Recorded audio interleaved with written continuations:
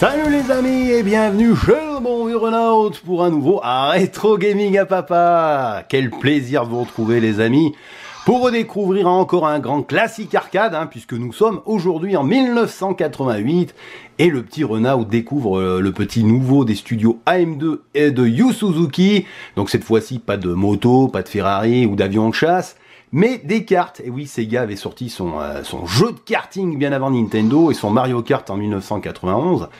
Donc Power Drift ou Pawa Dorifuto au Japon est sorti sur Y-Board, successeur de X-Board. Souvenez-vous ma petite vidéo sur Afterburner 2 pour ceux qui suivent ma chaîne. Donc cette carte Y fut un monstre en termes de super scaling, pouvant gérer une multitude de sprites et pouvant effectuer des zooms et des rotations exceptionnelles. Donc le jeu contient 5 séries de 5 circuits et chaque série correspond à un thème particulier. Donc c'est du classique, la ville, la plage, les hauteurs, etc. Contrairement aux autres racers de Sega limités en temps, Power Drift vous demandera de vous qualifier en 3e place minimum pour passer au circuit suivant. Allez, on y va, on va se faire un petit, on va se mettre un crédit. Voilà, avec le volant gauche à droite, on choisit son circuit de A à E. Bon, je vais prendre le circuit A parce que j'aime bien. Bon, puis le choix des 12 personnages se fera un petit peu aléatoirement. C'est-à-dire quand vous aurez choisi votre course, automatiquement ça choisira votre personnage. Donc voilà pour les vitesses, low et high, 2 vitesses, voilà.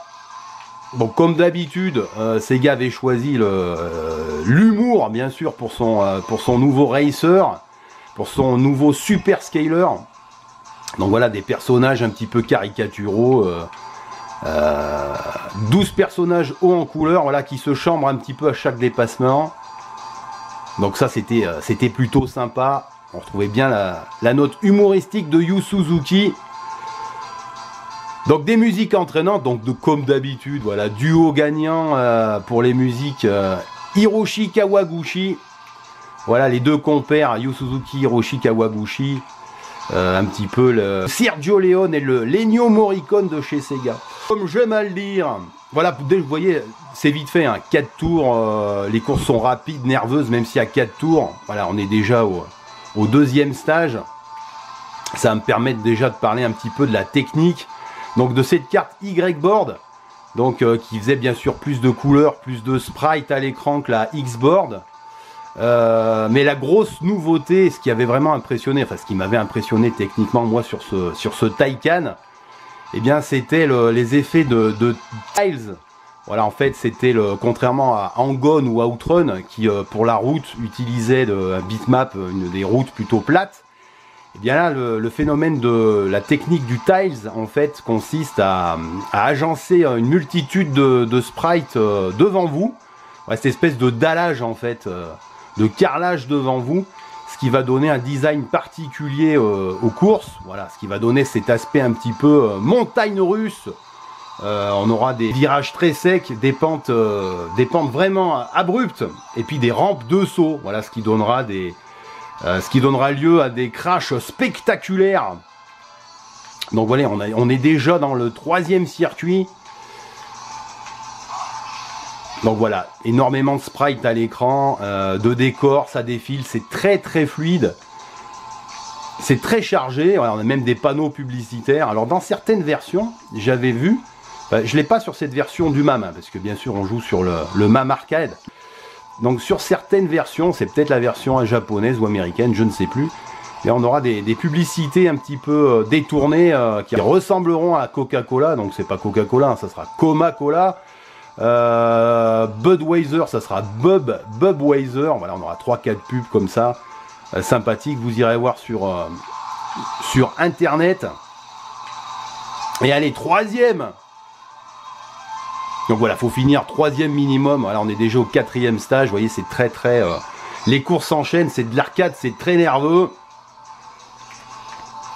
Donc voilà pour cette Y-Board, voilà, qui utilisait vraiment une belle technique, cette avancée de sprite devant nous, qui nous permettait qui nous faisait vraiment croire à la 3D. Regardez ce zoom avec ce crash.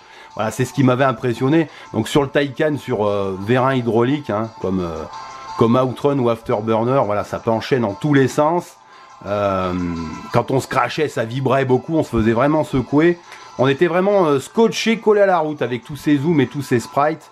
On en prenait plein la gueule en 88. Voilà, ça c'est une borne qui m'a bien marqué. Voilà, juste avant l'arrivée de la 3D chez les studios AM2. Donc je vais essayer de me concentrer un petit peu. Donc les courses sont pas forcément évidentes. Hein. La lecture des courses c'est pas forcément évident. Ouais, je finis 3e, c'est parfait.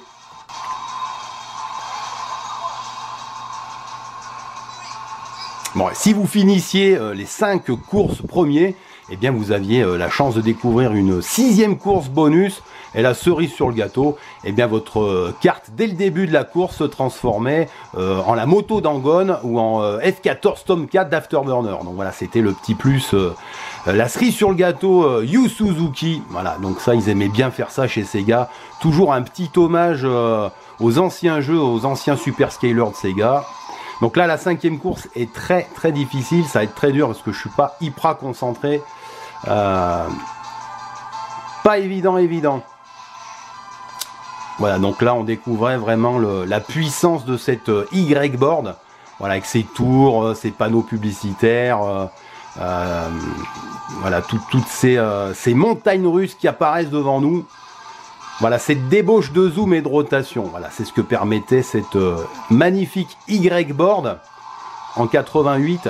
Bon, je finis 4e. Allez, on va en rester là. Je vais pas vous en montrer davantage. Je vous laisserai découvrir ce jeu sur le MAME Arcade hein, ou sur un autre émulateur arcade de votre choix. Bon, voilà pour cette Y-board hein, qui nous avait pondu d'autres jeux. Hein, Galaxy Force 1 et 2, G-Lock ou encore Rail Chase. Voilà, je vous laisserai découvrir tous ces beaux titres Sega de la fin des années 80. Voilà, puis pour les différentes bornes, hein, comme je vous ai dit, moi j'avais découvert ce très beau Taycan sur vérin hydraulique qui bougeait dans tous les sens, donc sensation garantie, mais malgré ça, le jeu n'avait pas plus marché que ça. Bon, il avait bien marché en Europe, en salle d'arcade, mais c'est vrai qu'il est quand même moins marquant que les jeux X-Board, hein, Afterburner, Outrun, Space Harrier et compagnie.